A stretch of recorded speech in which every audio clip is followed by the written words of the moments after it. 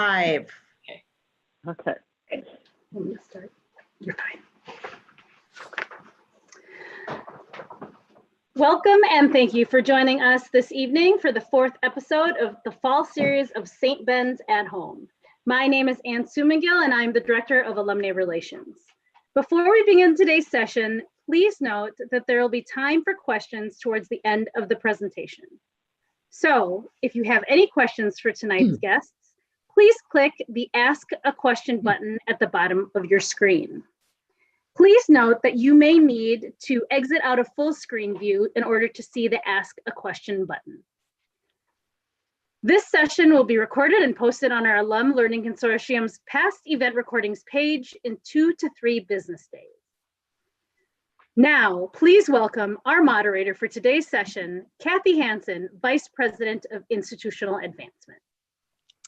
Thank you, Ann, and welcome and thank you to all of you for joining us for the December edition of St. Ben's at Home.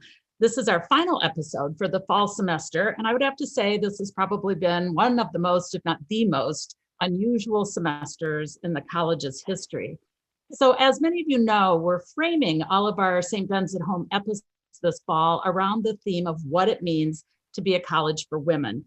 We know that something really extraordinary happens when a young woman enrolls at St. Ben's and graduates from St. Ben's. So we've been spending the semester inviting voices from across campus to come and talk with us about why that is and why it matters. We want to really dig into and really explore that. Know that you can watch all of the previous episodes of St. Ben's at Home on our Alumni Relations website. And we'll be providing a link to the board-approved statement on what it means to be a college for women at the end of this program, and also in the evaluation link that you'll receive tomorrow. Now, before we get started, I do have an assignment for all of you listening. We would love to hear your thoughts, comments on this question. Who is a favorite professor, or what was a really significant class that really shaped your development as a college for women? So we'd love for you to respond to that question, a favorite professor, a significant class that really shaped your development as a woman. And use the Ask a Question button to write your comments down. Please include your name and your class year, and we'll be referring to those throughout this evening's episode.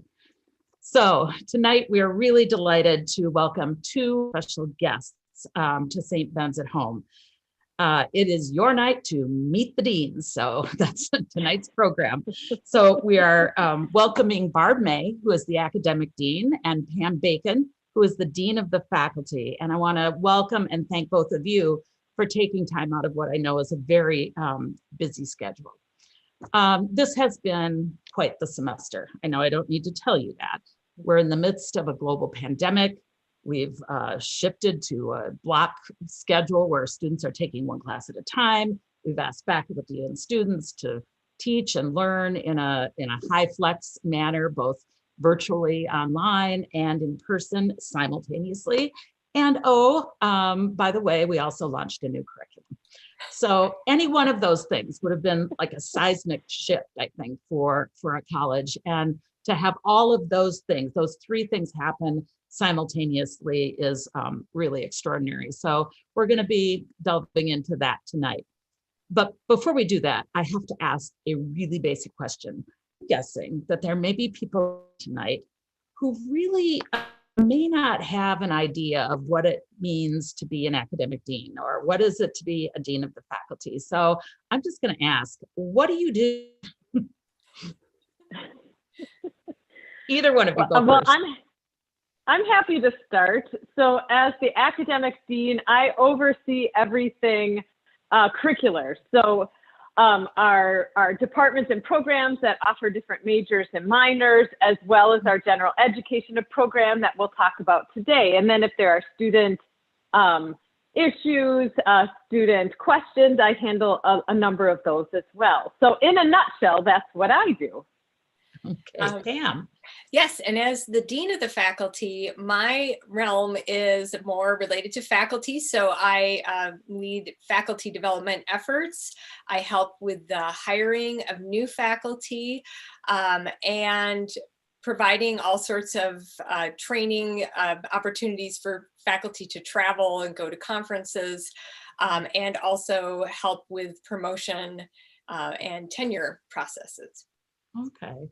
All right. So with that in mind, tell us about your backgrounds. What was your path from wherever you were to becoming deans? How did you get here? What prepared you for this role? I'm happy to start again. I can tell you I didn't dream of this as a child. I had no idea this existed, but that's maybe what the benefits of a liberal arts education can do. I got my PhD in microbiology and genetics. So I majored in biology and German in college, but knew I kind of always wanted to explore teaching. So when I got my PhD, I began teaching. I've been at Saint Ben's for 15 years. 10 of that was teaching in the biology department. And I'd love to be teaching microbiology right now. COVID would be just an awesome resource to make microbiology real. While as a faculty member, I started realizing that my joy was really in the nature of teaching. How do you teach?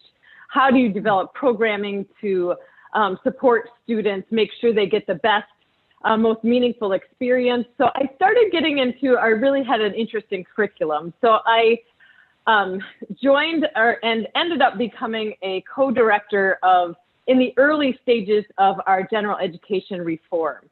And that's how I sort of that was kind of the basis for my leadership positions. And then from there, kind of advanced into this dean position and have loved it. While I don't get to be in the classroom, I get to think and influence student experiences and student learning at a larger level. So I've really loved being in this position. I feel fortunate to have gotten where I have without knowing that this would be an opportunity.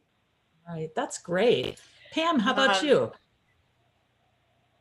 Well, so Barb has been in her role for 5 years, maybe, for a while. Yep. I am brand new. And so one kind of career tip that I've learned the hard way is that starting a new job in the midst of a pandemic is a challenging endeavor.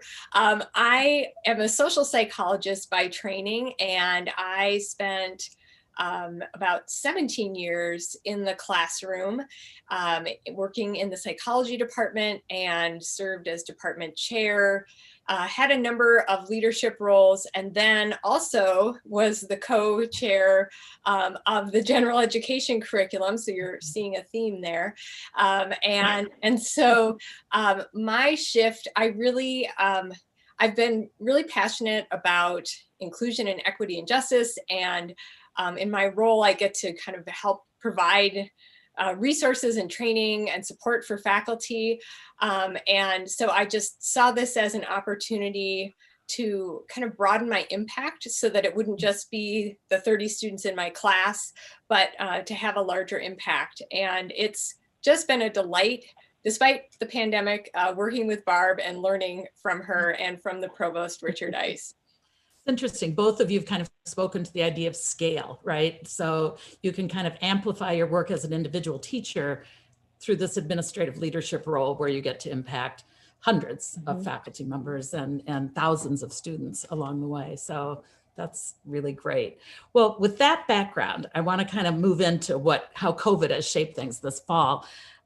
This past semester, the one we're currently in, really looks quite different than it ever has in the past. We've already mentioned how we're on the block schedule where students are taking one class at a time. We've talked about hybrid teaching and learning where faculty are teaching remotely and in person at the same time. We're in the last block of the semester, Block D. So we've got almost a full semester of experience. So how's it gone and what have we learned? Maybe Pam, do you want to start? Sure. Well, we have learned an awful lot, and I would have to say that it has been a challenge, but I think we actually did a great job coming up with a plan that would work. Our understanding of COVID has changed since we kind of developed the plan. And so some of the things that we thought would be the hallmark, being able to sanitize the rooms that's kind of less important. But I do think that by switching to the block, we were able to have everyone focus in on one class at a time. And we felt really confident that if we did have to send everyone home and we had to just be fully online, that we would be able to handle it, because we had just heard so many reports from students that trying to manage 4 classes last spring when we went to the emergency remote teaching, that it was really, really challenging for students and faculty. We actually have been able to be on campus for the entire semester, which is wonderful. But the block would allow for so much flexibility. Barb, do you want to talk about hybrid learning? Sure. Yes. The hybrid learning. So we knew in the classroom, we had to maintain 6-foot social distancing. They've been wearing the mask the whole time, but that 6-foot social distancing limited the number of students who could actually be in the class during the class period. So there was a rotation set up by the faculty member and the students on who came to class when. But that has allowed us to have class in person. There were times and opportunities for students to be in class, in some cases with a professor, in some cases remotely with a professor, but they've been able to deliver this in a variety of different ways. And even speaking to a faculty member today, it was a challenge to begin with. Trying to manage, students are in the class, you're in the class, or you're online, and you've got students online, across the world and in Minnesota or in their dorm rooms. So it took some time to adapt, but as they've figured out by Block D, students are much more comfortable with the technology that they're using, and it's much easier to manage from a faculty level. So although the challenges are real, they've all adjusted and have found kind of a space where they can learn in an effective way with this technology instead of having to just move to fully online. And our students really told us that if it was at all possible to be safe doing this, they wanted to be on campus. So it's good that we were able to make that work for them. It's interesting. I want to think about looking ahead sort of to next semester, but really to fall of 2021. What are some of the things that you think might stay the same? What might be different? I mean, we've talked about this one class at a time and how it's worked well, given all the constraints in COVID-19. I mean, would that be something we would ever just commit to permanently? Or do you see us going back to more of, what we've traditionally offered in terms of how we teach and where we teach and all that? So I'll jump on that one real quickly, and Pam, feel free to add, obviously.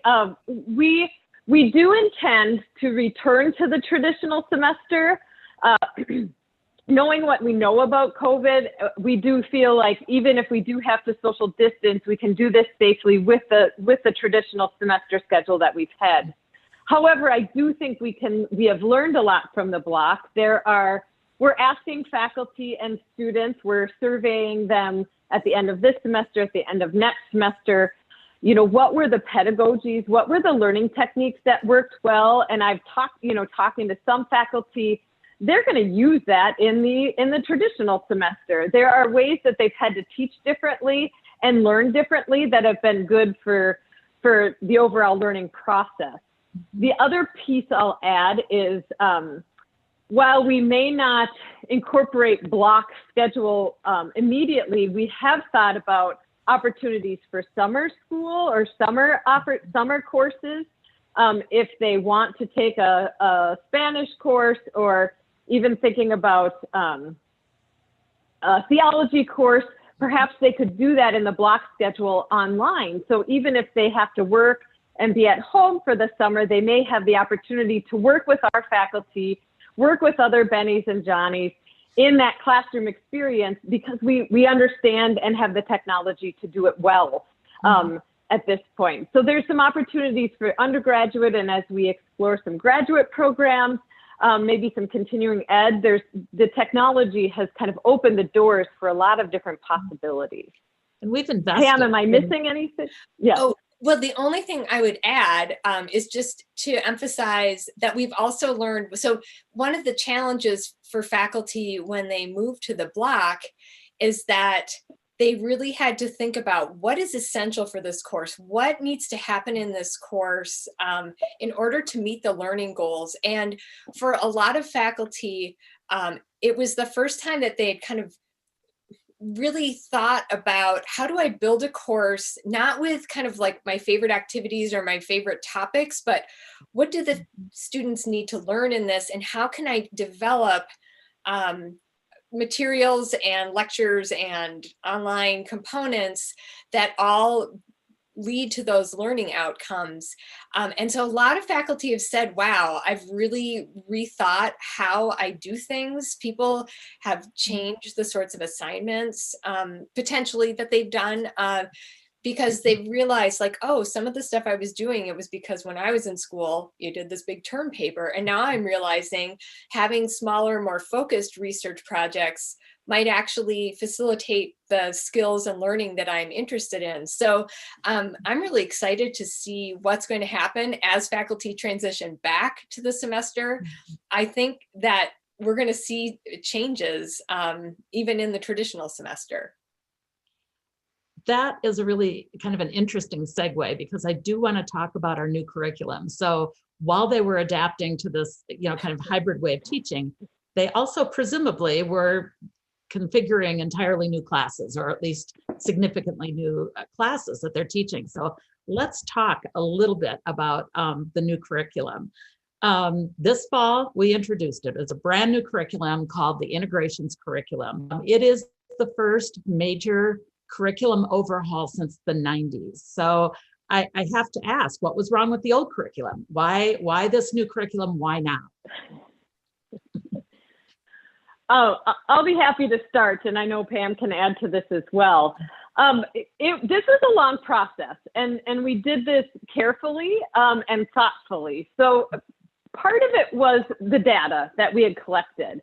The external data was suggesting that the cafeteria style, where you take a humanities course, you take a social science, you take a natural science, you take a fine arts, was a little antiquated and not necessarily serving students in the best way that we could. How are those ways of thinking connected? How do you use those? And while that's what I experienced, there are better ways to approach this. So there were some great ideas and new thoughts as part of the national literature and trends that we were reading about. But then we also started looking internally. What did our faculty staff think about the curriculum? What do our students think about the curriculum? And as we worked with we met with almost every department and program on campus and said, who do you want our students to become? What do you want? How do you want a student? What do you want a student to have learned when they graduate? And we learned pretty quickly that no one was really happy with the current curriculum. We'd had it for a while. It was okay, and certainly students learn, but we certainly could do better. So it was that question, what do you want our students to become, that really drove the need for us to change the curriculum. But through our conversations with faculty and staff across both campuses, we knew we had the buy-in, that there was a necessity to make this change now, because none of us really liked it. So that data was the driving force, both internal and external, to move us forward.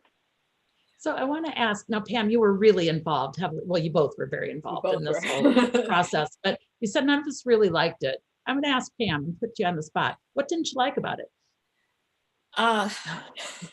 Well, what I really didn't like about it, so when I would be talking with students, and the the language that's used, and there are probably people in the audience that remember this language, which was, I just have to get this out of the way. I just have to get my natural science out of the way. It was this kind of checkbox mentality, and they were just seen as kind of these unnecessary hurdles that you had to just clear any way that you could so that you could do your real work, which would be in your major. And so that was a piece of it that I really did not like about it. The other thing, I think we had something like 87, 67, a large number of learning outcomes with the old curriculum. And so what you're supposed to do with every learning outcome is you're supposed to assess it, and you're supposed to think like, have the students met this learning outcome? We had a ridiculous number of learning outcomes, which made it impossible to meaningfully actually measure that. So I also feel like a big shortcoming with the previous one is we just kind of operated on faith that if you took enough classes with the different checks, that somehow you would meet these learning goals, because we couldn't really assess them very efficiently. And so that was another huge critique of the common curriculum. Well, tell us, and Pam, I'll ask you this. I know that institutional learning goals are kind of named as part of this curriculum. And again, not 87 of them, right? So tell us what they are and kind of how do you measure whether you've achieved them? I mean, what are the ways you get at those learning goals? Sure. So that was something that the faculty were really adamant about, as both Barb was working on the earlier version and then we kind of finished up with the later version.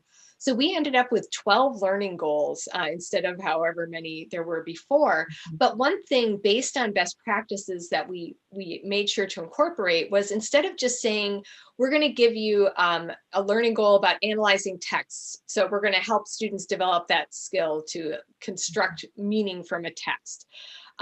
But in the old curriculum, they would have done that once, and then we'd say, you're done. In the new curriculum, we actually have beginning level learning outcomes and then intermediate level learning outcomes. And you can't take that intermediate level learning outcome course until you've completed the beginning level. So that sort of scaffolded learning means that students get to come back to those skills and practice them at a deeper level. And for some of those skills, such as writing, they actually will hit that 3 different times in the general education, as well as probably in their own major. But by having a smaller number of learning goals, it does mean that we can start to assess them more systematically, and it allows us to actually see what's working well and where do we need to improve. And that's always the goal of assessment, is that you close the loop. You see, how did the students learn? And then you say, like, oh, when I would teach a research methods class, oh, they still don't really understand what correlations are. All right, I need to think of a new way to teach that. And then I could watch to see, when did students start to improve on that understanding of correlations? And then that would tell me that, okay, I've done a better job teaching. So now we're able to do that at the college level, so that all the instructors teaching our integrations, learning integrations course, which is kind of the foundational course where they're learning about writing and metacognition, we can compare how are students doing across all those different sections by creating assessments that allow for those comparisons and improvements. One of the things I think is a hallmark of our St. Ben's and St. John's faculty is really their commitment to excellence in teaching. And I'm wondering then, how are the faculty responding to this? Do they see these innovations as ways they can actually improve their teaching? Because I think they're fabulous teachers. How are they receiving this curriculum, and I don't know what it might mean to them in their own teaching? I'll speak a little bit. Just to go back to the original question, who do you want our students to become? If you look at the 12 outcomes, they align with what they wanted for our students to begin with. And so it was really neat to see that circle. and that feedback, like, oh, this is who we want our students to be. And so I think that understanding that, having that buy-in from the beginning, they've jumped in and have made the adjustments, whether it's developing a new course, whether it's tweaking a course they've already taught. They've been very, and it approved, I mean, there was overwhelming approval for the new curriculum, but even those who may have not been excited about it have jumped in knowing the value of these outcomes and how it's going to help our students be better learners and leaders for the rest of their lives. So they've really embraced the curriculum, I would say, and because when you look at pedagogy and how to teach, it's certainly shifted from 30 years ago, where it's very content oriented, to developing this skill set, a more competency based. And so I think from that perspective, our faculty, because they are great teachers, recognize that shift and are very willing to take on these outcomes and help our students become better learners, better lifelong learners. So it's been a great opportunity for our faculty, and I think it's just going to be a way better experience for our students. That's exciting. Can I just add one more thing? Sure, please. I was thinking again about faculty and their enthusiasm. One of the parts of the new curriculum is that instead of just saying you need to take a social science course, you need to take a natural science course, we thought about what are different ways of thinking, what are different ways that scholars think about problems and issues in the world. And so now, instead of a social science class, we have social world classes, we have natural world classes, we have abstract structures. And we had a day where we had faculty think about so if you teach a social science class like I do, what does it mean to think like a social scientist? What are the things, like, what are the questions that you are concerned about? How do you know if something is valid and true in your area? And faculty got together in groups and then shared with the other groups the ways that they think about the world. And it was a fascinating discussion. And I think that's what we're hoping to capture with the students, that they'll take these classes and think about, oh, when I'm in a biology class, they think about these are the things that are important. But when I think about justice from the fine arts way of thinking, then I'm thinking about really different issues, even though perhaps they're both getting at this larger issue of justice. Mm-hmm. It's a way of framing the world, right? And yeah, from multiple perspectives. Yeah, when you think about the challenges that they're going to face and that we all face into the future, things like COVID, climate change, these aren't answered from one perspective. So having that liberal arts background, that ability to think about COVID or climate change from multiple perspectives is going to give our students an advantage, and the ability to think through problems in a different way that that others may not be able to do so. So, and it culminates in kind of this capstone-like course where we get to help students do this kind of work and wrap it up and help them understand these connections that they can have. I'm glad you mentioned the liberal arts, because in some ways I think this seems to capture in some ways the essence of the liberal arts, in terms of not so much in traditional disciplines as much as it is kind of, I don't know, ways of understanding or ways of thinking about the world. Can you talk a little bit about how the liberal arts, I don't know, are reflected in the integrations curriculum? Well, I'm trying not to step on Barb. Go for it, Pam. Well, I would say that it's reflected. So one of the goals when we developed the new curriculum was that we wanted that liberal arts tradition of broad multidisciplinary inquiry. And so that's where we thought that checking the boxes was so problematic, because then students weren't seeing the connection across those different ways of thinking. And so I think the theme, so one other element of the new curriculum is that students get to explore a theme. And so we have the theme of truth, justice, and movement. And so they get to explore that theme from those different ways of thinking. But then that final project that Barb was talking about forces them to think about, if I'm thinking about truth and what is truth, and maybe what is untrue, or like how might truth be subverted, they can think about how do all of these different liberal arts traditions help me to understand this bigger question. So I think that's one piece of it, and that's at the heart of it.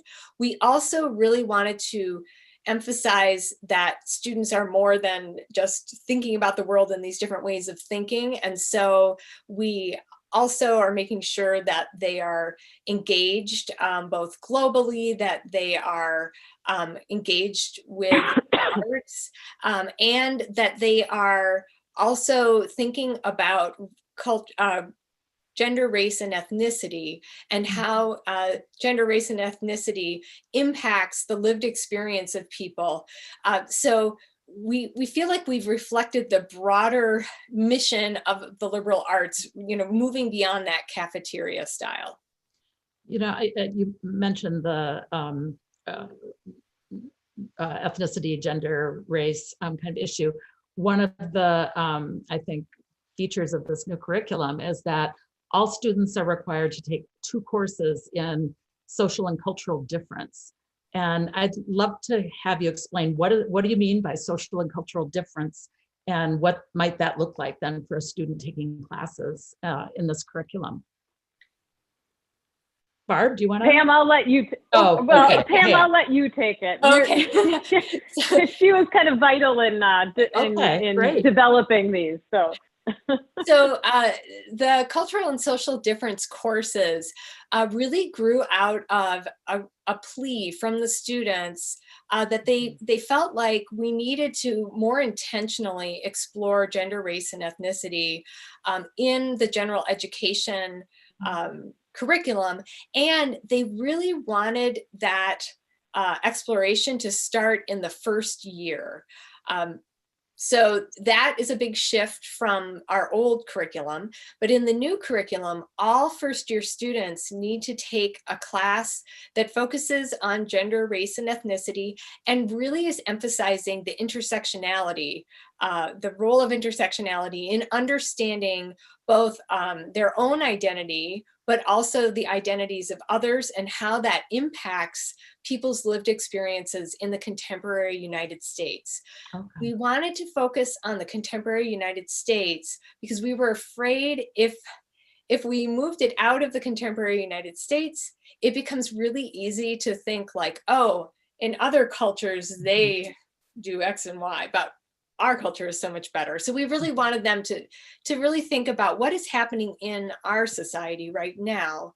And then the next course, so they have to complete that one in the first year. And once they've completed that, they can take the cultural and social difference systems course, which then is looking very intentionally at power and how, institutional power perhaps is gender, race, and ethnicity, and those intersections can really be impacted by systems of oppression that are institutionalized. And so these courses allow us to examine those topics in a much deeper level than our old system, which students could happen upon a really robust course that would have done it in the old curriculum, but the new curriculum is just so much more intentional. And we've had incredible faculty development opportunities for faculty who are planning to teach these courses. So I think we've really embraced those courses, and the feedback from the students who took the class in the fall as first years, they really found it valuable, and I mean, very impressive, the level of support and importance that they placed on this course. Good. And of course, incredibly I mean, these courses would always have been important, but very timely, obviously, with what's going on in our culture today, and with, I think, a renewed and I believe deepened commitment on the part of St. Ben's to really focus on issues of diversity, equity, inclusion, and justice. So the fact that we have a curriculum that is very bold in stating that this isn't just a nice to know, we believe it's required for a student to be well educated, right? So the timing turns out to be great. Want to ask one other quick question before we kind of move on to another kind of group of questions. And it really kind of circles back to something that you said, Barb, where you talked about kind of who's the student, you know, who do we want this graduate to be or whatever.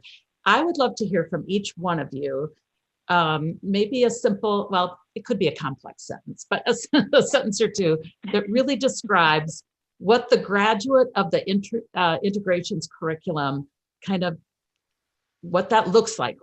What does that Benny know, do,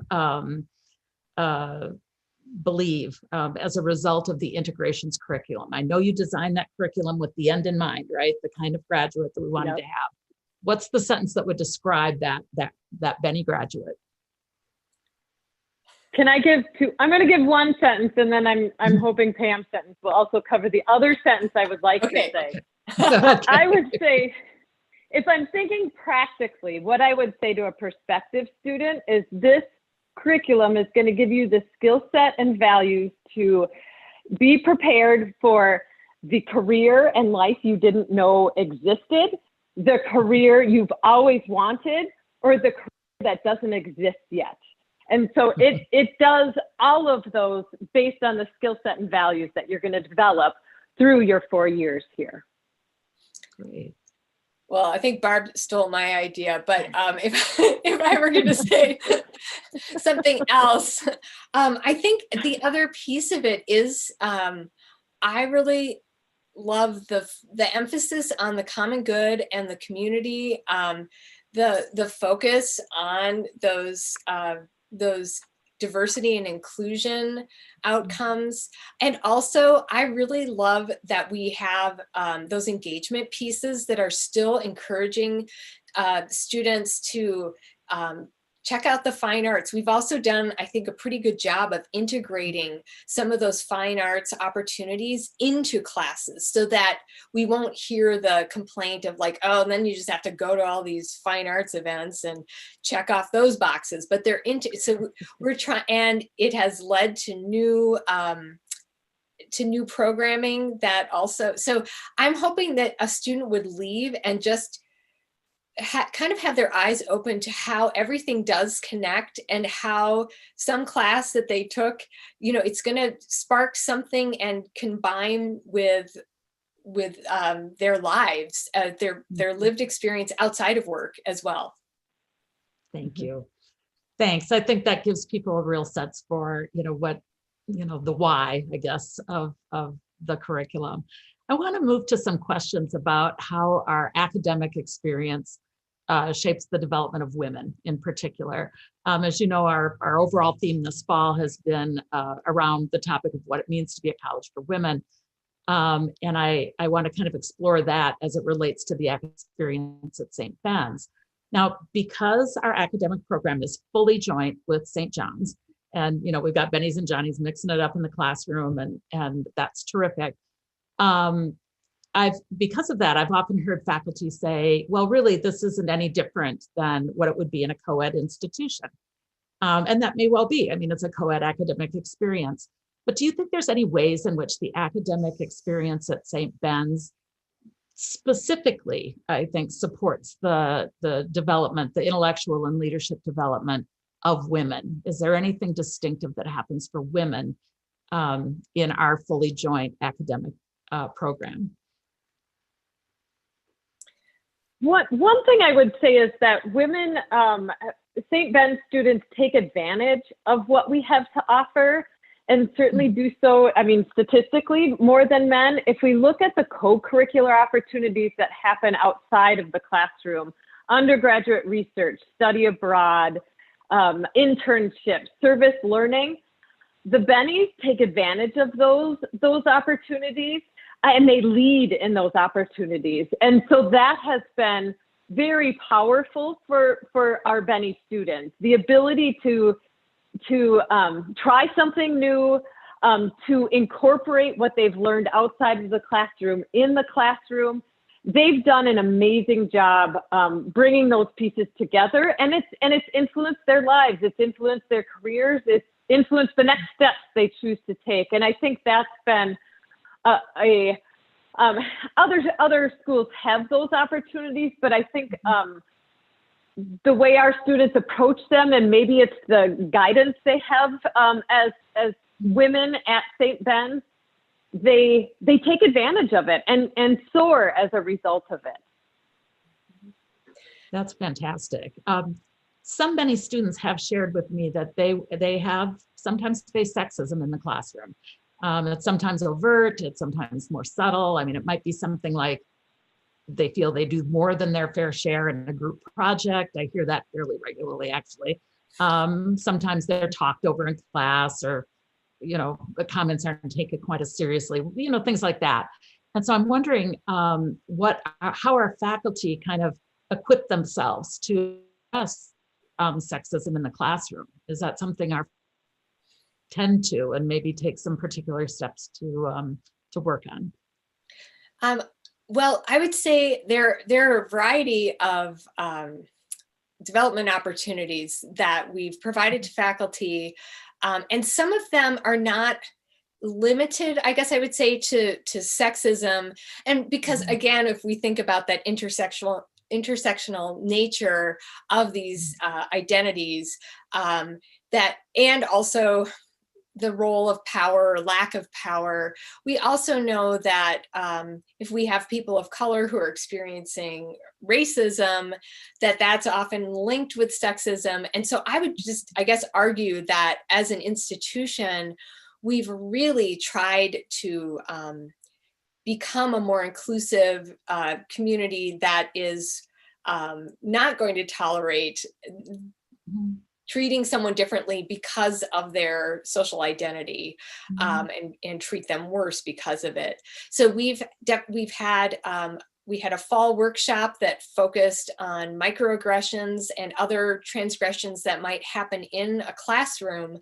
And that was really important because so microaggressions are slights and kind of ways that people might unintentionally convey a message that a member of a certain social group is not respected. So being surprised that a woman did well on a math test would be an example of that, because the underlying assumption is, oh, you're a woman and you can do math. Wow.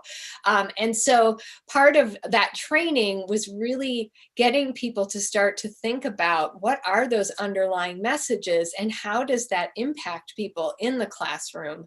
And so I think that was a really important step. All of the work of becoming community through the Mellon Grant has really, I think, just opened everyone's eyes to all sorts of ways that we can create a more just and inclusive and equitable learning environment. And some of that has focused specifically on sexism, but I would say more often in the context of racism, kind of mingled with sexism. And so I feel like we've made great strides. We have a number of faculty who became advanced practitioners who are using the knowledge that they've gained through all of those trainings, through becoming community, to create more inclusive classrooms. We are talking about land acknowledgements as part of some of the classes. There would be a land acknowledgement, should happen if people engage in sexism or racism in the classroom. So I feel like we're making a lot of strides right now. That's great. I think Mellon has been hugely important in that effort, for sure. That's just a couple more questions before we turn it over to the questions from the audience. And it kind of links back to what we started at the beginning, talking about the pandemic. And so we know in our society, there's often a lot of kind of unpaid or unrecognized labor, right, that women take on, right? And the pandemic, I mean, just from what we read and the research that's being done, the pandemic has in fact exacerbated that. So, in fact, recently I read, this was such an interesting quote that I read, someone said, other countries have social safety nets, the US has women, so with kind of that in mind, are women faculty and our women students experiencing kind of some added, maybe pandemic related burdens that they're having to take on? And are we doing anything to help support them in this time? Pam, do you want to talk about some of the faculty pieces? And then I can add if I need to or feel like it.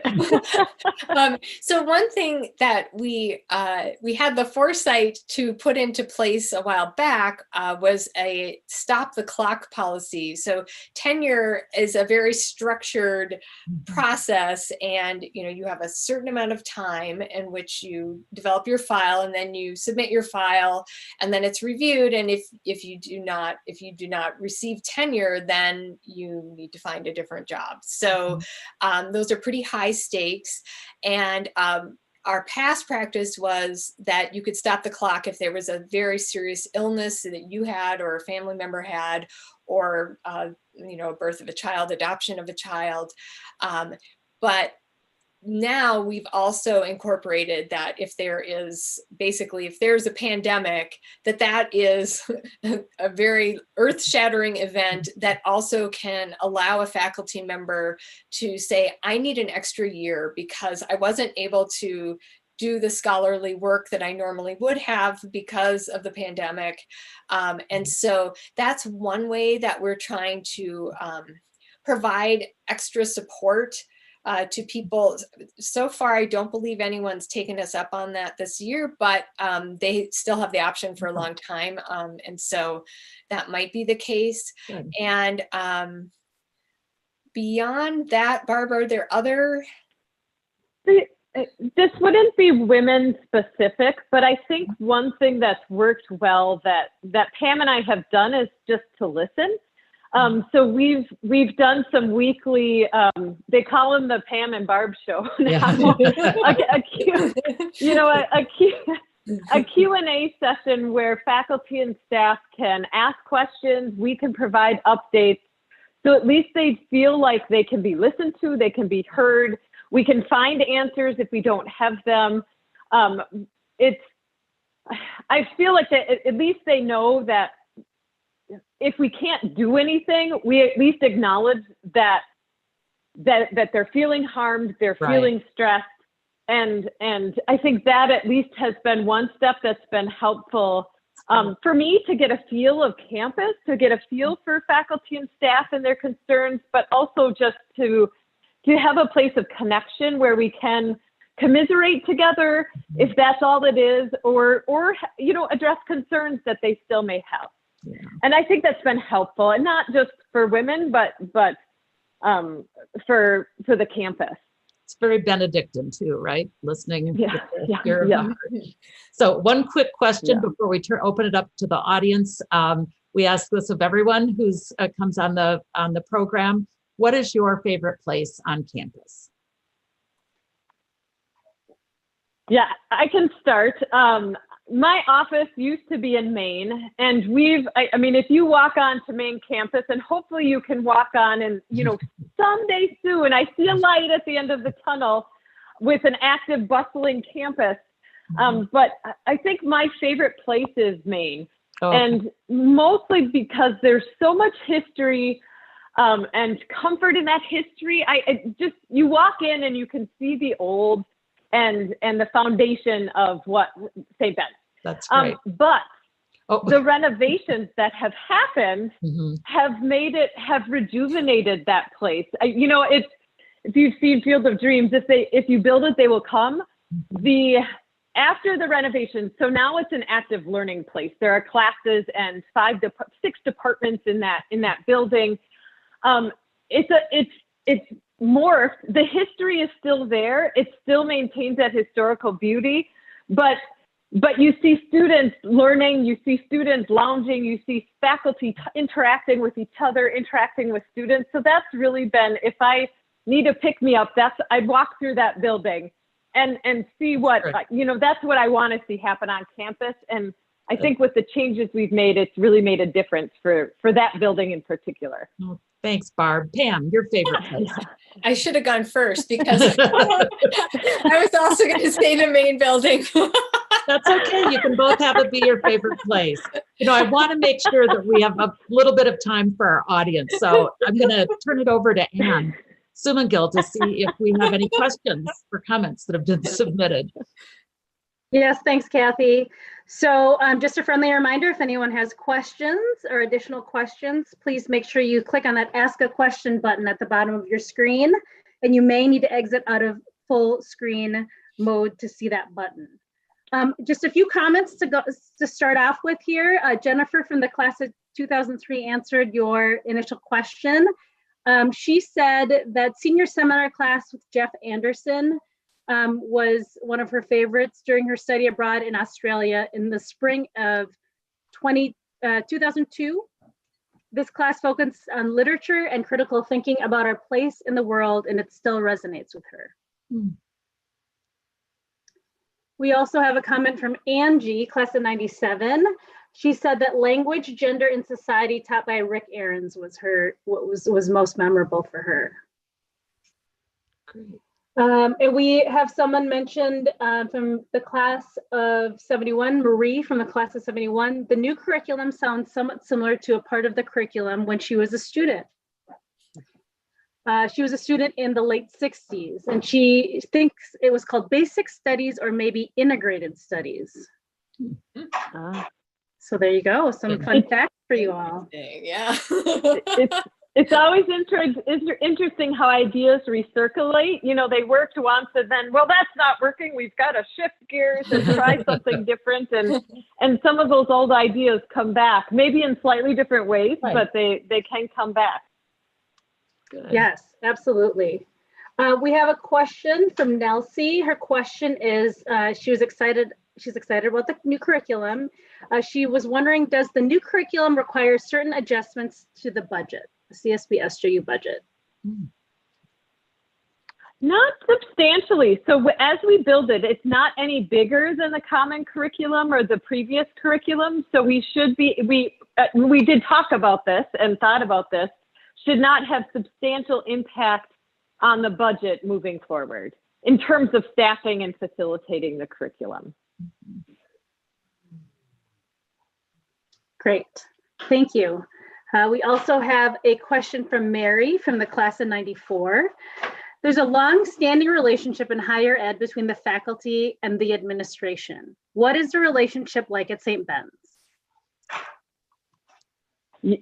Well, I would say there's definitely, we call it shared governance. Definitely, it works best. We work best together when we're working with each other and listening and communicating and collaborating with each other. So I would say there's definitely agreement by both the administration and staff, as well as the faculty, that relationship is vital, particularly if you face any challenges or change.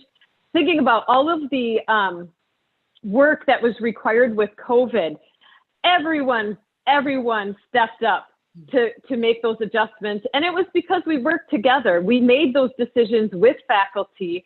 We got the buy-in of faculty and staff to make those adjustments, and we did it. And we couldn't have done it if it was or lack of trust, or the administration makes a decision and the faculty follow. We definitely have a collaborative relationship that's really vital to moving forward, I think. And I would add that a great example of also administration and faculty working together was the development of the new curriculum. The administration really encouraged the faculty to develop the new curriculum, and then just kind of sat back and was there, to provide support. But that was a faculty endeavor, and it was voted it, and I think the new curriculum more successful, but I think it involved academic affairs really being willing to say, like, this is something we can delegate to the faculty, and that takes trust and and goodwill. Yeah, that's great. Thank you both. We have time for one final question. What can alumni do to support faculty and student learning?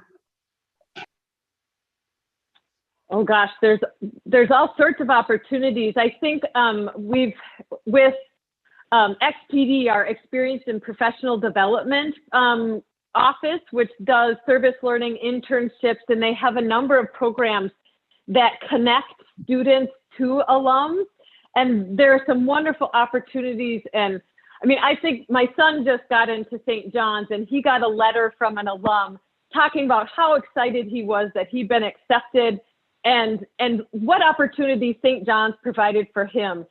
Thinking about those interactions, those mentor-like interactions are amazing, amazing conversations and discussions for our students to understand, like, this is what a St. Ben's education can do for me. This is what I can become, and give them that confidence. So I think working with them on one-on-one opportunities or some of the programming that we offer through XPD is one great way to get involved. And I think with all of the new technology and students' increased comfort with Zoom, I also just could imagine that there would be a lot of opportunities for alums to Zoom into a class one day instead of having to try to get to campus, which really can make it nearly impossible. And also just providing, the Johnny Benny network. We hear about the value of that among alums and also current students. And I think that can be sustained through the use of technology. I'd encourage alums and other friends of the college to go to the alumni relations web pages, where you can learn more about our Partners in Mission program, which is really all kinds of volunteer opportunities in the classroom, outside the classroom, with XPD, helping with enrollment. There's just so many ways that you can connect. And you can always reach out to our alumni relations staff to find out more about that. But there's terrific volunteer opportunities. And I will also encourage and thank everyone who makes gifts to support the teaching and learning that happens at St. Ben's. We invested a great deal in the technology that's allowed us to do the hybrid teaching this fall, and that is actually going to pay benefits far beyond, after the pandemic is done.